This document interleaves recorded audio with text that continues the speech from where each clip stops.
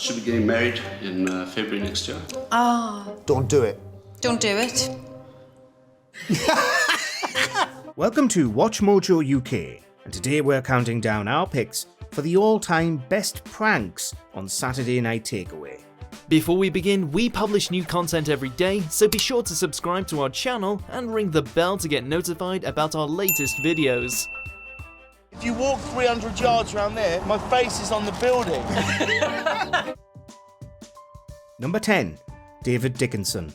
Now, this is the show where I reunite families and couples with treasures and possessions that they parted with years ago. Of all the people to go after for a big undercover prank, David Dickinson wouldn't be top of our list.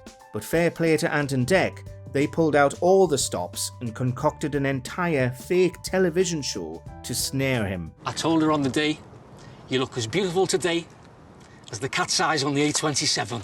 That's what I told her, didn't I, Win? I'm not so sure that's the most romantic thing I've ever heard. With the duo in disguises and hired actors at their sides, Ant and Dec fooled Dickinson into thinking a row had broken out over an archaic Ford Capri. Aye, $7,000, aye. And you give us it for 500 quid. I mean, look, I'll have a real deal as well, David, eh? They tell a fib about how their fictitious son was conceived in the car, and then the car itself is wheeled out. Bloody hell. You said he was just gonna sit there, David. Just sitting there, you said, look what's happening now. Upon realising the car is worth more than they thought, it's nicked back from Ant's dodgy dealer, culminating in a fiery stunt crash. I'm not actually Alfie. My name's Dec. This is my friend Ant. And you're on that Saturday Takeaway. Number 9. Jeremy Clarkson. We're going to occupy Diddley Squat Farm! It can't be easy to fool Clarkson, a man who spent a lot of his career involved in practical jokes at the expense of Richard Hammond and James May. But Ant and Dec give it a go, heading to Diddley Squat Farm to arrange a far-fetched environmental protest about how soil has feelings. Anyone who's protesting about soil is an idiot. Even Lisa was in on it, wearing a hidden camera to get Jezza's live reactions. He clearly wasn't convinced that the absurd protest was genuine, but went down to talk to them anyway, while Dec riled up the crowd. So, my name's Laura, I'm one of... soil is you can't hurt it. Give us a little taunt, Dec. Well, there is actually proof. Maybe you should phone a friend.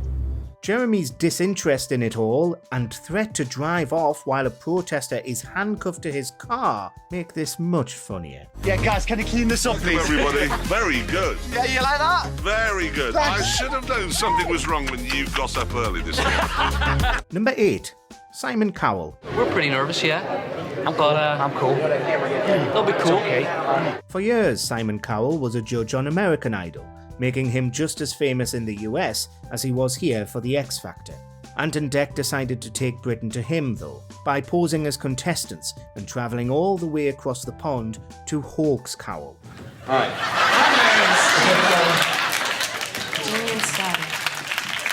On a later episode of Saturday Night Takeaway, Cowell was in the studio to relive the iconic moment, in which they gave a career-worst performance as two wannabe singers. What up, empty? Got him on rap.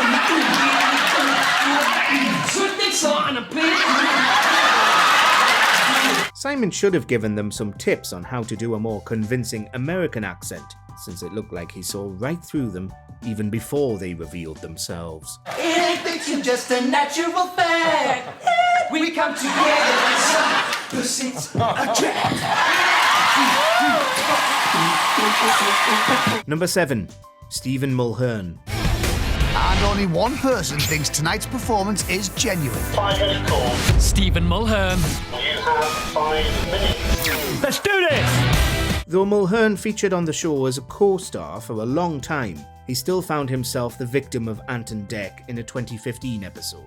They showed up to disrupt Mulhern's panto by subjecting him to a comedy of errors. They're all in the wrong order. Nobody set them. What? Where are we? This is madness. I said this is madness. The cast is instructed to get things wrong. Actors are hired to arrive late, and they glue up the end of Mulhern's water gun. The icing on the cake is when they ruthlessly sabotage his costume for a quick change, every panto performer's worst nightmare. This can't be fluke. There's too many things that have gone wrong. He twigs that it must be a wind-up, but that does nothing for his foul mood. They even mess up his magic trick. Is nothing sacred?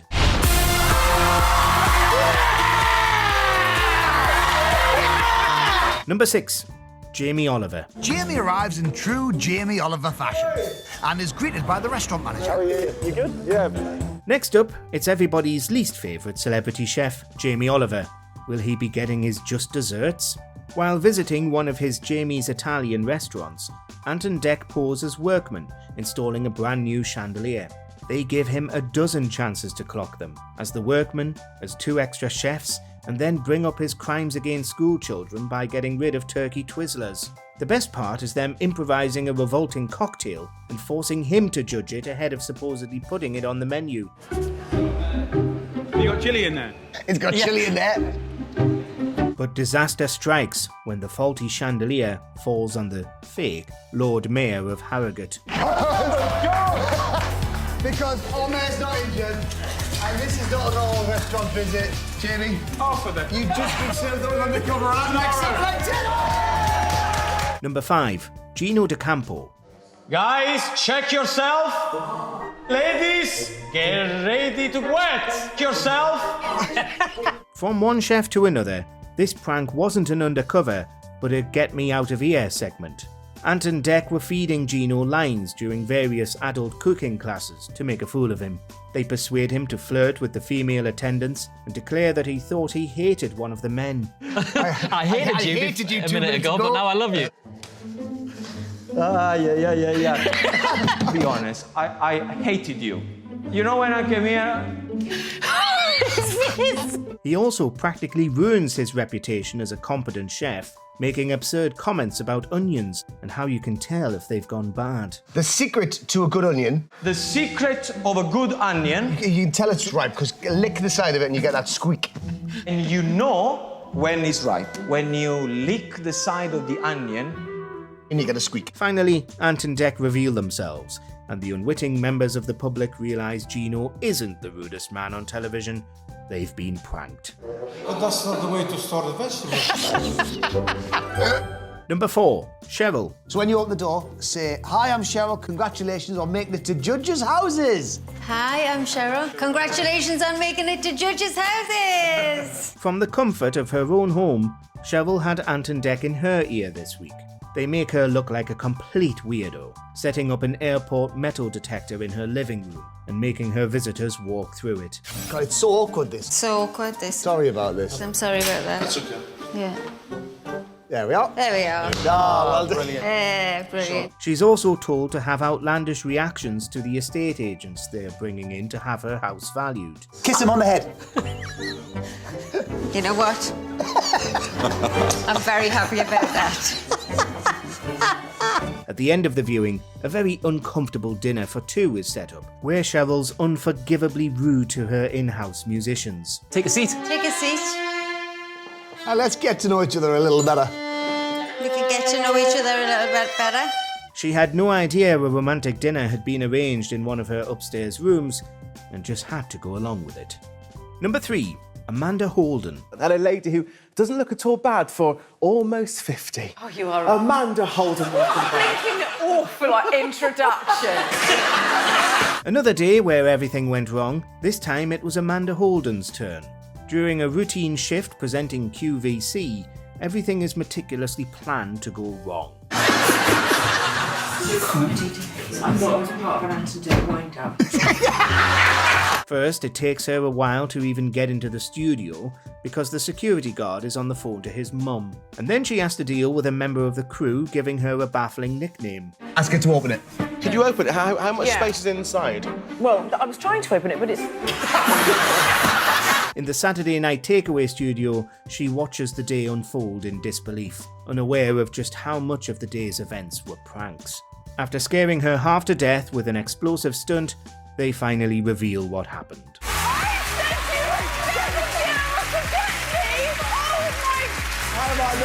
Number 2.